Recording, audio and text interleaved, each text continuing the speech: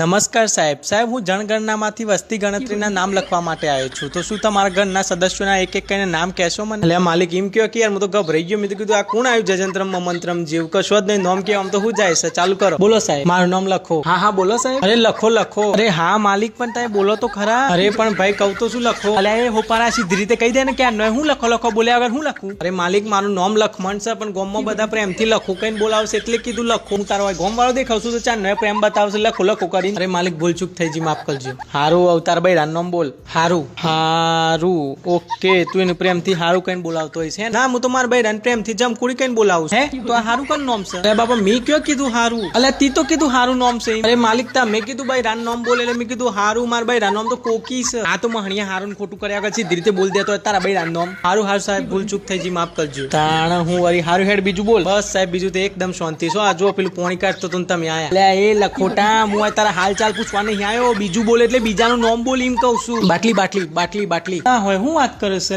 હા જબરું કામ કર્યું. ગ્લાસ કાઢ જલ્દી. આ તો સારું કામ કર્યું બાટલી યાદ કરી. એટલે એ લહણિયા મારા નેના છોકરાનું નામ બાટલી છે. નેના દિયોર. અરે સોરી સાહેબ હો ભૂલચૂક માફ. બાટલી આ બાટલી લખી દીધું હો. અરે સોરી સાહેબ હો. આઈ ગયું એ સાહેબ સોરી હો.